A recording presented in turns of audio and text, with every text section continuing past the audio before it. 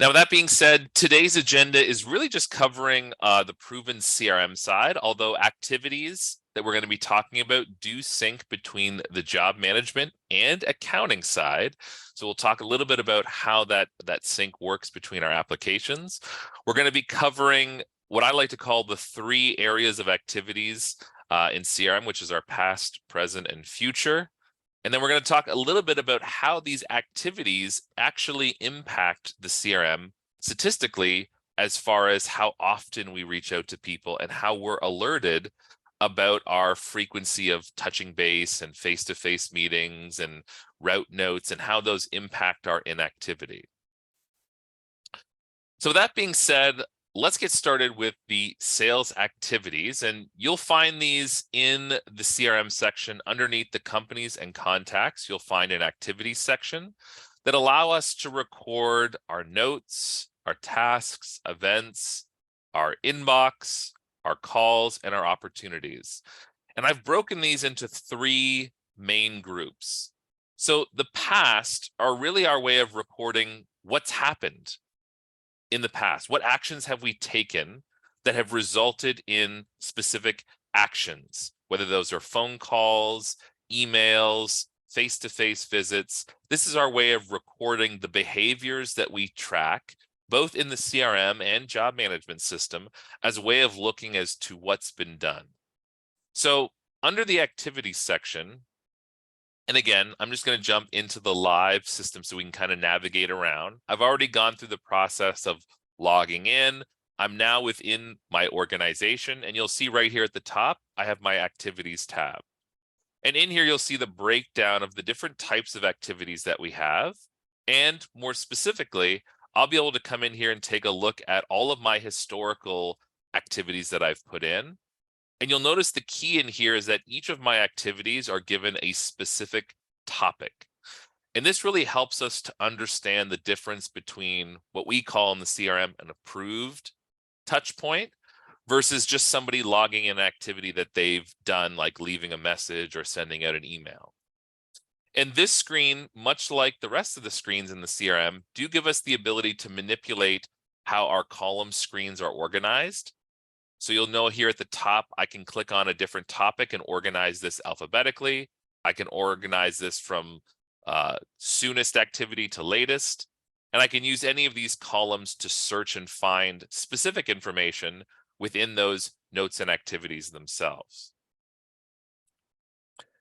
Now, in here, one of the things or exercises that we go through with every company on PSA is we try and create a list of topics that allow us to organize the different touch points that we have. And you'll know that if you're already in the job management system, that this list will be a consolidated list of all of our job management topics, as well as our CRM topics. And so one of the tricks that we use, the tips and tricks I will say for the CRM, is we try and code all of the topics to group by, in my case, MK. Now, this list is always organized alphabetically. So if we give our sales team the ability to say, I want to organize all of my topics by MK for marketing, it just makes it really easy to see where all of our different activity types are. So I don't have to scroll through the list and find, call is in C, route note is in R, and I have to know where those are. In addition to this, it does allow us, again, to use these topics not only as a way of categorizing the type of activity, but I can also come in here and put in what we call mass activities in the system, where I could apply the same note to 15, 20, 30 different contacts or organizations. And I could code those all as like a networking event or a golf tournament as a way of being able to put in multiple activities all at the same time rather than individually. Now, one of the things that you may not be aware of, but this exists both in the job management side and in the CRM side, is that for the type of communication that we're putting in, we have the ability of defining templates in the system. Now, you may be asking yourself, well, what is the purpose of templates? Well, it gives us the ability that if we're sending out a consistent message, whether that's logging an activity or sending an activity out as an email, we may want to have a static structure that we use so that our communications are always consistent. And you will find that in the CRM, you have templates that you can set up for emails, and you have templates that you can set up for your notes. And again, all this is doing is it's putting in a consistent message for all of our emails. So again, do I want to have to come in here and type called and left a message for April 50 times? Or do I just want to have a left message response that I automatically just fill in every time I leave a message, right? And so this allows us to increase our efficiency on how quickly we can put in an activity, so we're not having to rekey or retype these individually each and every time. Now, one of the things that also has been added into the system that some of you may not be currently taking advantage of is the ability to connect your email into the system. Now, initially, one of the questions that we got when we first set up email integration is, will everybody be able to see my emails in the system? And again, I won't go through the part of the course where you actually have to set up your email. So if you need help getting your email configured, that's certainly something that you can reach out to our support team on. But once you've gone through the process of connecting your email, in my case, I've connected my Outlook to the CRM. You'll now see that when I click on Inbox, it gives me visibility to see all of my emails, whether they're related to a customer, a job, or a contact, right? I can see my full email in here. And as an example, if I wanted to come in here and pull up one of our contacts, let's see if we can find a familiar face in Ryan Pritchard. I'll be able to come in here, and when I go to my activities, if I have an email address that's associated with this contact, I can go into my activities, I can go into my inbox, and it will show me all of the emails associated with Ryan Pritchard. So again, I don't have to go in and copy and paste my emails. The important piece of this is that if this email didn't originate from the CRM or from the job management system, and I want to have a copy become a note in the CRM, you'll see up here at the top, I have the ability to reply or forward. And when I click on this box, what you'll notice in here is there's an activity checkbox that's selected there at the top. And what this is going to allow us to do is that when I send this email out, could be to Ryan, could be to 3 or 4 other individuals, it's going to create an activity on this contact or organization's profile. And what that means is that when I go back into my notes, every time I've sent that email out, it's going to automatically put in that topic coding for me email, so I can see when that last email communication went. And more specifically, because it's a note in the system, now other people within our organization can see that note as well. So I can be selective as to which communications I want to share and which ones are still visible for me only. So you can see here that half of these communications are not currently sitting inside the CRM, but I still have visibility to see when they happened and what was said within this communication itself. So connecting your email is a huge advantage in the CRM to being able to share those communications inside of our contacts and organizations without having to rekey or retype them.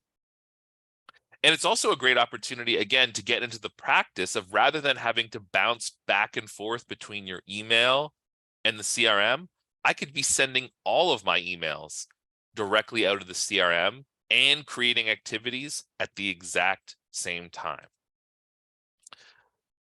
Now, the importance of creating those notes in the system is that it is going to allow us to reset the days since last note. And we'll talk a little bit about the importance of that when we get into the last activity rules. But one of the struggles that most people have, both in the CRM and in the job management system, is to know and see all of those communications, when they're happening, who they're happening with, consistently and accurately, so we can get a picture as a company of where all these communications are starting from, who's replying, what they said, all in one centralized holding tank. Now, on the CRM side, what this also allows us to do is it allows us to create what we call opportunities. And separate from a past activity, opportunities are a way for us to organize our relationships into a sales pipeline. And so if I jump into our CRM and I go back into our organization that we started with, let's just say AAA, for example. When I go into those activities, you'll notice that one of the activity types that we have on the end of our line is called opportunities. And this does need to be configured if you're going to utilize it properly. And one of the things that you want to create in the opportunities side is you want to define what your sales stage process is. And again, when we talk about relationships in the CRM, what are the sequence of events that I would take from an initial phone call with someone to the point where they start referring us work, or we become a preferred vendor for them? And there's no right or wrong answer. In my case, I've set up my sales stages in the system to talk about what my sales process is from that initial point in contact until they're referring work to us. And the trick here is I've labeled them numerically, because again, if you do not use numerics, it's going to try and organize this list alphabetically, which would make it difficult for a new person starting in my organization to know what the proper steps are to go from one stage to the next. In addition to this, depending on the type of people that we are marketing to, I can have different channels of business that I want to organize my pipeline into. Maybe I have a pipeline in here for property managers. Maybe I have a pipeline in here for going after adjusters or agencies or plumbers. And so the type allows us to section our pipeline into different groups or buckets.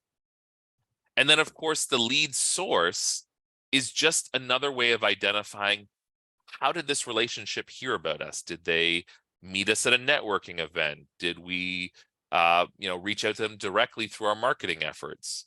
Did they see us online or get referred to us by someone else, another vendor or customer?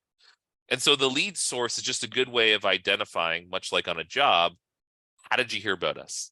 So that we can, at the end of the year or the end of 6 months, figure out, where are people hearing about us, or how are people seeing us, to determine if we're spending the right amount of time in those different marketing opportunity sections. In addition to the drop downs, you have the ability to come in here and put in next steps. You have the ability to come in here and assign accountability to anyone on your team, salesperson or not. And then we can have an expected next step date, as well as a value or an amount that we come in here and place. And once we've defined this in the system, you'll now be able to take advantage of some of the reports that we have that allow us to view our sales pipeline in those different sections. Now, again, much like a cooking show, I have all this kind of put together, but you can see that once I've started to put all of these organizations into my different buckets, I have a better visibility of seeing what stage those relationships are in. And from this screen, jump directly into that relationship to now figure out what's going to take to move them to that next stage. And keep in mind that that report does give us the ability to use any of these columns as a grouping, filtering, or sorting mechanism. So I can say, just show me my property managers and what buckets that they break into, or just show me the things that are responsible for me or that we're planning on following up with this month. And so there's a lot of flexibility that once we start to build those organization drop downs out, I'll have a lot of flexibility to come in here and organize my follow-up and my next steps a lot more efficiently for present day. And so in here, when we talk about the present, it's really being able to build a plan in the CRM to say, who are we marketing to, and what's the plan for getting them into that next step? And there always needs to be that next step, especially obviously in the sales and marketing process, where we're always looking at maintaining and building those relationships. There always has to be that next follow-up or that next step. Now, in here, once we go through and we've identified those opportunities, the next bucket that we want to take a look at in the system is what we call future planning, right? So we understand, again, this idea of logging our past activities. We understand this idea of building a plan and a pipeline. Now, how do we organize the ability of being able to find out when that next step needs to occur and organize it in a way that allows us to keep track of what's coming up? And we call this future planning. And so going back into our activities, one of the things that we wanted to take a look at under the activity side is you'll see that there's a section in there for notes, tasks, and events. And again, we already understand that notes are a way of logging historical. But if you are going to the effort of logging those activities as a historical note, one of the great things that you can now start to utilize in the CRM is I could take that historical activity and I can make it a next step. So at the end of this line, you'll see in the CRM, there's a section here called Generate Task. This would be my future planning activity. And so in here, because I did a visit, let's say today, my next step could be call April next Tuesday to book a lunch. So based on the fact that I've already done my visit, I can now come in here and plan out when next Tuesday I'm going to take April out for lunch. And again, I can have a date and time for when that lunch is going to occur. Let's say we're going to make it lunchtime. So it sets my parameters for blocking off that time.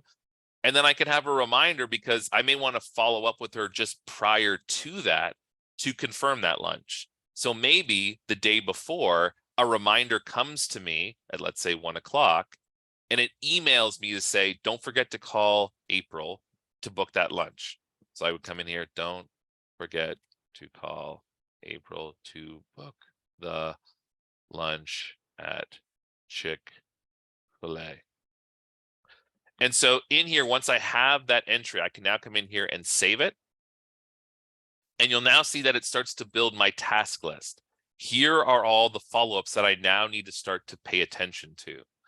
And those follow-ups, again, I can come in here and I can look at them on an individual basis. Or if you come back to the main menu screen and you go to your calendar button, there will be a master list of all of our tasks, which not only plot themselves out on our calendars, but also give us a way of searching and filtering by those tasks and events as well. And for a lot of companies, they always ask the question, well, what's the difference between a task and an event? Because ultimately, when you click on these boxes, they look very similar in nature as far as the type of information that's captured. So the rule of thumb here is a task is something that you are just reminding yourself of in the system. This is something that I, Ryan Pritchard, will need to remember to do next week. An event is something that you're including others in that reminder. So it's not just reminding myself, it's actually setting aside the time and including other participants. So if I wanted to block off this lunch with April and I wanted to confirm it ahead of time, I would create it as an event once I've talked to her, and we would agree that next Tuesday, we're going to book that lunch at Chick-fil-A for 12 o'clock. And I would include that on our event list as something that's coming up to be done, right? And this is going to give us the ability to come in here and monitor all these blocked appointments that I want to see. And so on my calendar, I have the ability, again, where if I just want to see the things I'm reminding myself of, I can turn off the events and it's just going to show me my tasks. And I can do the same with our tasks. I may just want to see the events that we have booked on our calendar. And so I can go through and just see those items exclusive from one another. So it does give us that ability, again, to come in here and really see what we have planned for the future. Now that we understand the difference between our past, our present, and our future activities, which of these activities actually sync into the job management and accounting system? So out of all the activities that we talked about, only our notes will end up syncing back into the job management and accounting system. So in proven jobs, in proven accounting, you are not going to see the tasks, the calls, the events, the inbox, the opportunity. These are exclusive to CRM. It's only our notes that will share between the multiple platforms in case people want to see who we're talking about and what was said. Now we're going to get into sales inactivity. And really, it's just communication inactivity because, again, we want to know how long it's been since we've communicated with a relationship, a vendor, or a contact. And it doesn't have to necessarily be sales related in nature. So in our sales inactivity, we're going to take a look at the different statistics that are available to you in Proven CRM. And the first is what we call days since last note. This means that any note, regardless of what topic you use, will reset the days since last activity, or sorry, days since last note. The other one, and you can come in here and I'll go to the live screen to show you where this lists. But in here, we can see days since last note. We can even see the last note that was entered and how many days it's been since we've logged in and grabbed that information. In the system, again, we can set based on those days since last note, counters in the system that says, notify me if it's been more than 60 days since my last phone call, since my last email, since the last time I reached out to book a lunch. And you can set those on a topic by topic basis. So in here, I can put in, let's say emails, I want to make sure I do once a month. Phone calls, maybe every 45 days. I also want to do face-to-face visits every 60 days. And as we go through and we start to put that information in, it's going to generate a list for us of what we call inactivity. And so if I go back into the live system, once you set that precedence of how long it should be before that next activity gets entered, so if I go into my contact list, I can now start to benchmark any of these contacts or companies that I own or have responsibility or accountability over. The system will send me an email every single day that tells me everybody who's fallen off my list. So again, because I don't have to jump between my email and CRM, I can open this up right in the CRM, and it's going to give me a list of just the relationships that I own and how long it's been since that last activity. And the more that we put in here, I could have how many days since the last face-to-face, how many days since the last phone call, email, etc., etc. So you can benchmark all of those activities in the system. Now, in addition to this, we also want to go into the system and start to take a look at our ability to come in here and benchmark the types of activities. So in the sales world, we have a section in the system where we can define what we call days since last activity. And some of you may be asking, okay, Ryan, well, what's the difference between the two? And I'll give you a key example. When I'm putting in activities, because I use the CRM even internally for us, I may be leaving a lot of voicemails for people where I never actually get a hold of them. So I don't necessarily want the system to say, oh, you're good, Ryan. You don't need to talk to April for another 60 days. You left her a voicemail last week. And so in the system, we can actually determine, based on our log note topics, which of those topics we want to mark off as what we call an approved touch point.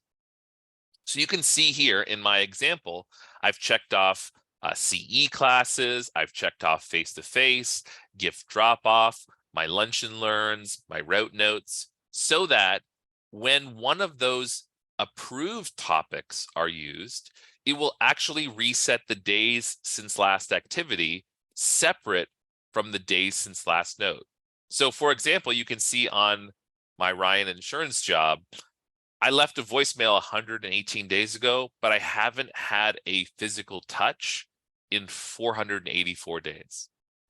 And so that's something that, again, if you're managing your list of activities and you're managing your people, it should never get that out of hand. In essence, you're not really managing that relationship anymore. And so in the system, we want to take a look at those as a statistic that we can now start to benchmark. If I own or I manage 50 different contacts or companies, I need an effective way of actually going and reaching out to them so I can keep everybody on my radar.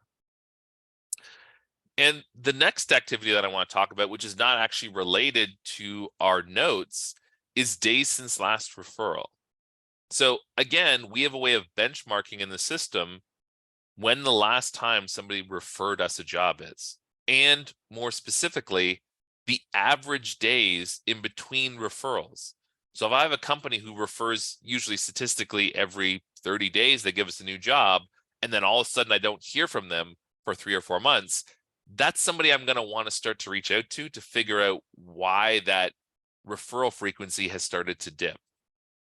And this is something that, again, in all of our lookup screens that we have in CRM, it's a column that we can now start to put in to say, how many referrals? How many days since last referral?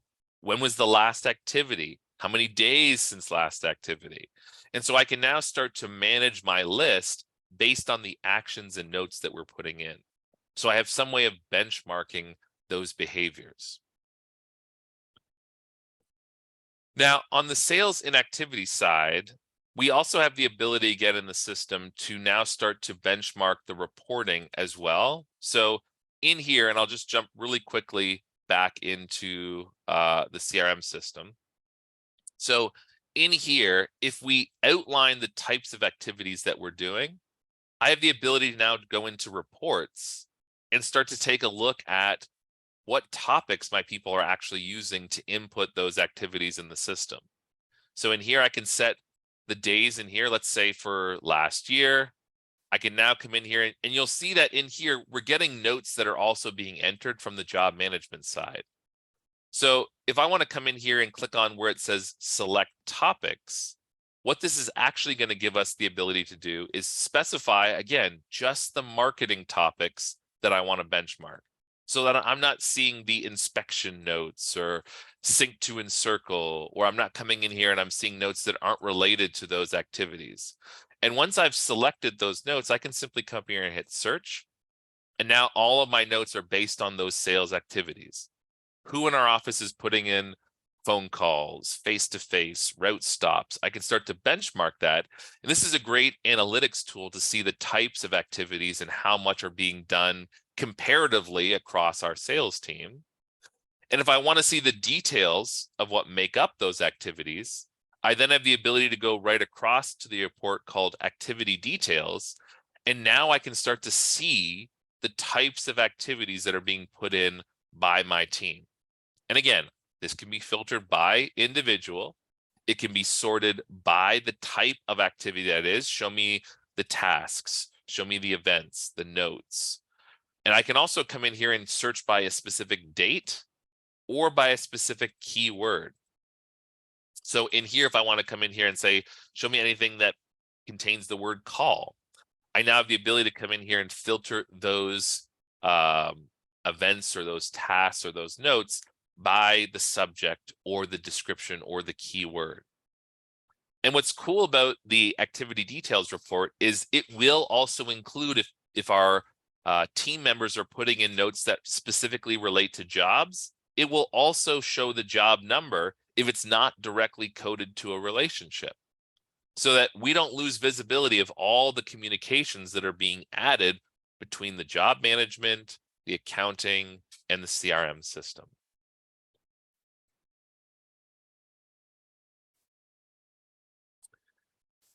Now, I know we covered a lot today and I threw a lot at you. So if there are any questions on the activity types, getting them set up, how the inactivity works, by all means, we'll set aside a few minutes at the end of our Lunch and Learn right now just to answer and address any questions. Again, this video and PowerPoint will be made available for anyone who wants to just go through this at their own pace. And I do want to thank again everyone for attending today's Lunch and Learn on understanding activities, because it is so crucial that we get those communications into the system, whether they're relationship building activities, job notes, or accounting notes. that's going to give our team the ability to see in real time who everybody's talking to, what they said. And so the more that we can utilize and take advantage of those notes and those templates, the better off we're going to be. So I'll open this up to the floor for questions. Again, please feel free to enter your questions into the chat box just to keep the background noise to the minimum. If you don't have any questions, again, thank you for coming out to today's Lunch and Learn, and I'll make sure that we add this recording online for everyone to have access to.